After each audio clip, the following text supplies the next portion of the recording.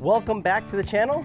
I bought an Amazon Driveshaft and I'm super curious to find out if it's gonna fare up to this Spicer factory OE Driveshaft with 160,000 miles that is still good. In the last video, I just installed the front axle, but there was a few things we still needed to do, like install the drive shaft and set up the pinion angles and check over caster. So in this video, we're gonna unbox that drive shaft, compare it to the Spicer OE, and then we're gonna install it, check for vibrations, get it up to operating temperatures, and check for any overheated U-joints that could possibly indicate premature failure.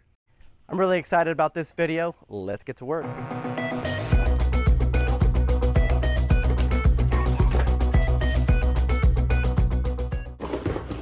Set this right next to our factory drive shaft. All right, so it's got a really nice paint job. It looks like we have some weights here for balancing, which is good. We want a balanced drive shaft. And I'll just go ahead and mic out the caps for the pinion yoke on the axle side, just to make sure real quick that they're gonna be the same. All right, so I'm gonna pull some tape off of this U-joint here.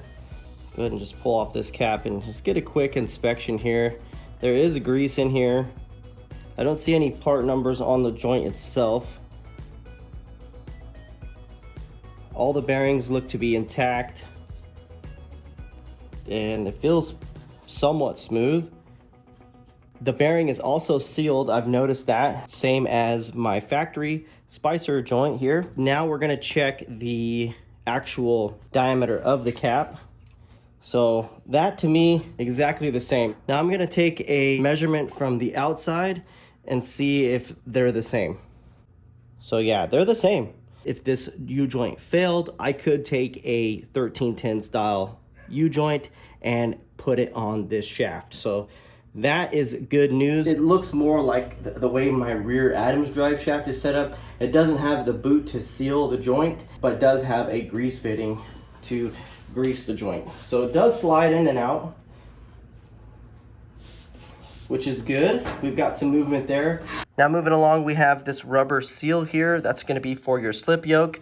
And I don't feel any side-by-side movement or play, just in and out movement. So that's good. We have a weld here that looks pretty solid, very similar to the weld on the factory shaft. And then I did mention that this one's not sealed. Like this one doesn't have the boot with the clamps around it, but it does have this style seal and a Zerk fitting to pump grease in here. Now, as far as the tube goes, side by side, the new shaft is going to be a larger diameter than the factory. We're looking at least a 1/4 inch, maybe 3/16 of an inch difference in tube diameter, which, you know, the bigger the diameter, in theory, the stronger it's gonna be. I do have a feeling that they're gonna be the same wall thickness. This one is heavier tube, so that is a plus. Moving along, both the shafts have weights for balance here. And then we've got very similar welds on both shafts. And then the first fork, we'll go ahead and just do a side-by-side comparison. These look almost identical. It does look like there was some machine work. You can see the lines, like this was turned on a lathe, whereas this one is just casting with a bunch of markings. Give you guys a 360 on the cardan. It's a constant velocity joint where you have two joints that kind of divide the angular motion. At full angle going downward, you can see on this one, they're about the same. So we didn't lose or gain any movement on the drive shaft. You can kind of see where that one is flexed all the way. And then I'm just looking into the center ball of the cardan. I do see a seal there. You can see this one has a little bit of paint on it, but same rubber seal as the old drive shaft. Different snap rings. Looks like the U-joints are also gonna be the same, as well as being sealed, which is a plus because sealed does indicate a stronger joint altogether than one that has a grease Zerk fitting. But other than that, we are pretty much the same cardan. This one feels real stiff and solid. I don't feel any movement or anything or any signs of damage. I'm gonna add a little bit of grease to this. That way it doesn't fall off when we go to install it. Just a little bit of grease. All right, let's get it in the Jeep. Always wondered why they put that logo right there, but now I know it's for a reason. You can see the cardan right there and the yoke to the transfer case. You just reach around the front there and tighten up the bolts. Definitely makes that part of the installation super convenient. Now I've got the transfer case side of the drive shaft bolted up, and I've got the axle side of the drive shaft just resting on the pinion yoke here. And I want to make a mark here on the shaft with my paint marker, just so we can take it back off and see the distance between fully extended and where it's resting. And as you can see, it's at full droop because we can't allow it to go any further because it's actually hitting the skid plate here. Now our mark is right here, and at full extend, our maximum stroke from the mark is about 1 1/8 inches. And my biggest fear here is that it's separating from the joint when we go to articulate the axle. Ideally, you want this green mark more up here. That way you can droop the axle and have a lot of meat here at the joint.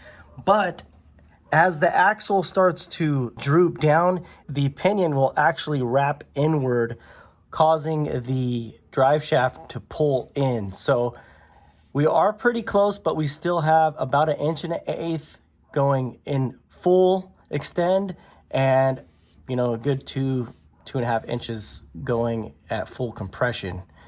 So I think we're gonna be good. It's very close. Let me know what you guys think. But overall, I think this drive shaft's gonna work. I'm gonna go ahead and finish installing it. This is the bolt kit for the yoke side on the pinion for the axle. I switched over to the U-bolts instead of straps. This is going to be a much stronger setup, and just kind of getting away with the straps and going with the U-bolts.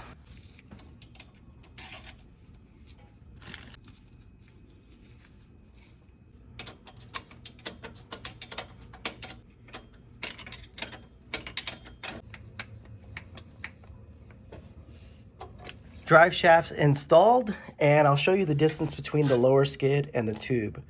We've only got about 1.75 inches of drop there. So we're gonna have to definitely check this and monitor it when we get it out there on our first shakedown. And it'll definitely warrant the anti-rock sway bars. That way we do have some limit on droop and up travel. But it's always a good idea to check your pinion angles in relationship to the drive shaft. That way you know you're within spec, and you can help prevent any vibrations here at the universal joint. Now, because I just installed this front axle, both the lower control arm hardware and upper control arm hardware are all loose. This is gonna allow me to rotate the axle up or down based on the pinion angle in relationship to the drive shaft angle. Now, to check the pinion angle, what I usually do is I take my angle finder and just place it right here on this machined flat surface on the axle housing. And as you can see, I'm getting about 4.3 on the angle. Now, in relationship to the drive shaft, we have about 8. So that means we're about 1 to 2 degrees out of spec. Now, in order to decrease this angle and increase this just enough to where we can get the sweet spot, we need to lengthen our upper control arm. So what I'm going to do is pull this bolt out, rotate the arm out that way. That way we can rotate the axle shaft and get this within more of a spec. So right now my lengths are at 16 inches. I'm going to move it about 16 1/8, and then we'll recheck our pinion angle.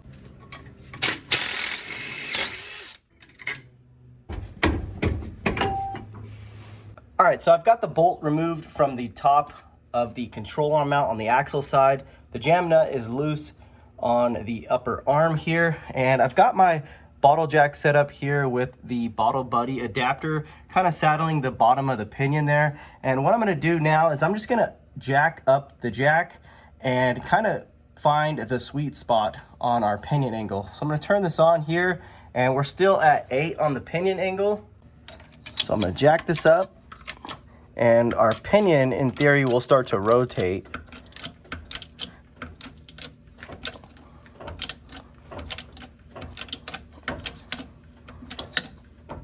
All right, so right now we're at a 6.9, 6.5 on the pinion angle. Now I'm gonna put my bolt through, and then we will drop it down and check the other side.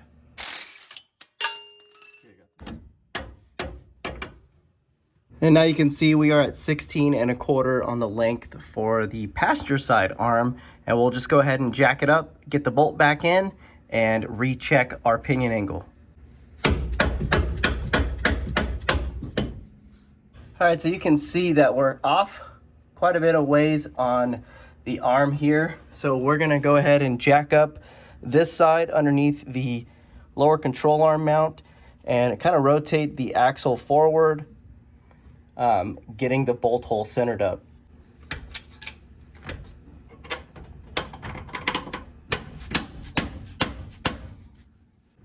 All right, so I've got the bolt in a little over halfway. I just need to get it the rest of the way in, but you can see it's not lining up on the mount there.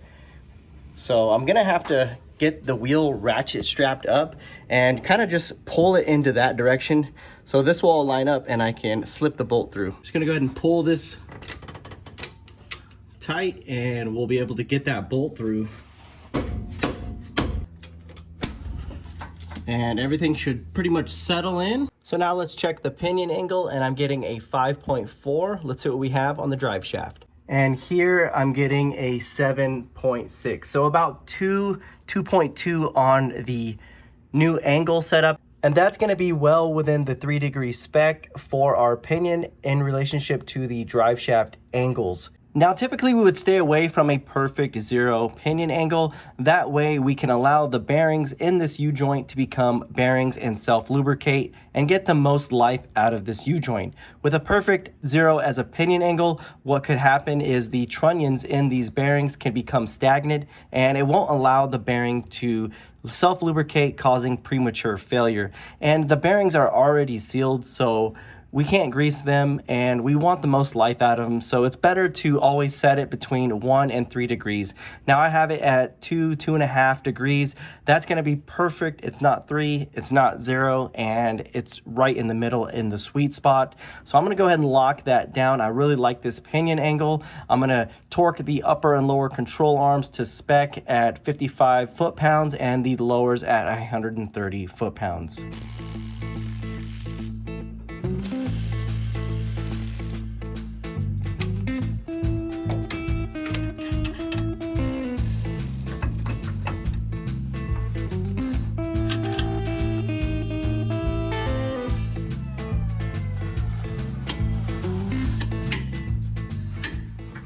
Now for this jam nut right here, I don't have a wrench big enough to tighten up that nut. It's a pretty stout nut. So I'm gonna use a pipe wrench, and there's no torque setting on this nut. Just make sure it's hella tight, super tight. If you go back to the beginning of the build series on this axle, I talked about the differences between the low pinion and the high pinion axle, and I wrote down a bunch of data on the differences where if you were to clock the pinion at different degrees, how that affects caster. In that video, I told you that if I was gonna be somewhere around 4, 4.5 or above, that we were getting really close to be out of spec on caster. But it turns out with the high pinion axle, I was measuring right here. You can see that I'm well within spec and I'm at 6 degrees. So you wanna be somewhere above 5. Now, your measurement is gonna be a little bit different than mine, but overall, I think we're gonna be pretty good as far as caster and pinion angle. And I'm really happy with that setup. I've got everything locked down. I'm gonna throw a camera underneath the Jeep and we'll take it for a spin and see if there's any vibrations, if we can hear anything, and see how it operates under normal conditions. Now, before we go taking off, I need to torque down the front axle shaft nuts.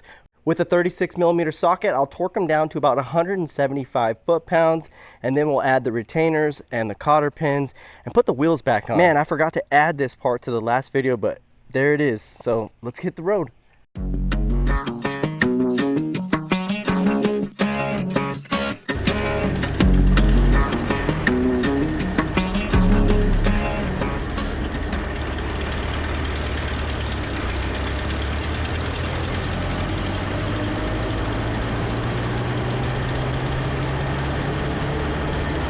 All right guys, I'm at a stop sign right now. We're gonna just start accelerating up to about 60, 65 miles an hour.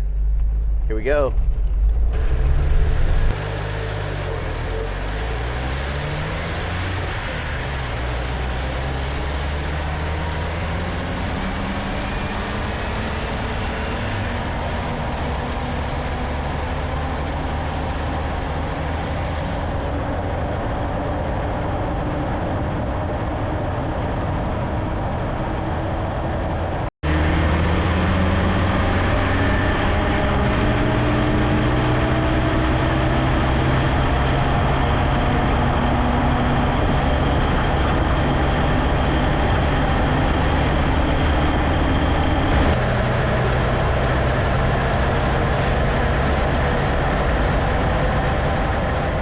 right, so we just got the Jeep up to operating temperature. We're gonna head back home and check the U-joints and see if they overheated or not.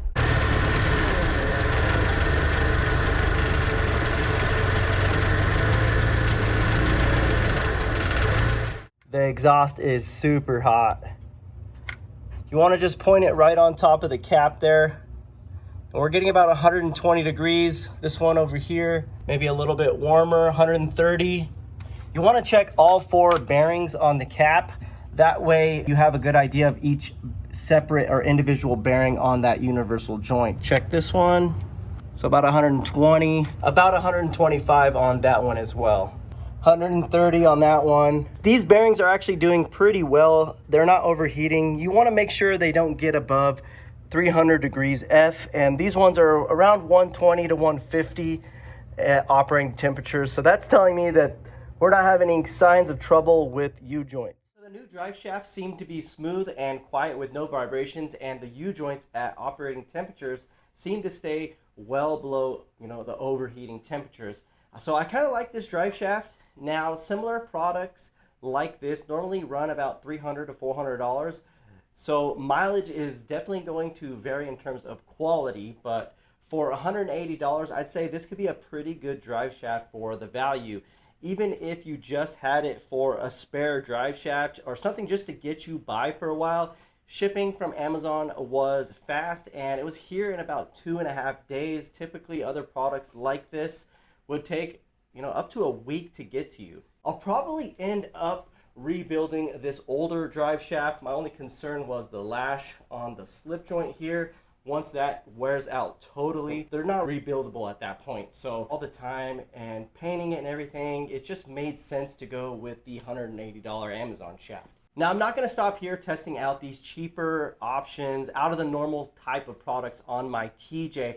I've always sought out to find you guys the best affordable camping gear, off-road gear, and parts for the TJ, and just kind of provide you with my best and honest reviews. So I hope you guys found this video helpful, and if it wasn't, at least entertaining. So stay tuned for the next video where I install the most affordable Amazon anti-rock sway bar on my Jeep TJ. And as always, I'll put all the links in the description box below for all the parts and materials used in this video. Yeah, we'll end the video here. So you guys have a good day. We'll see you on the next one. Peace out.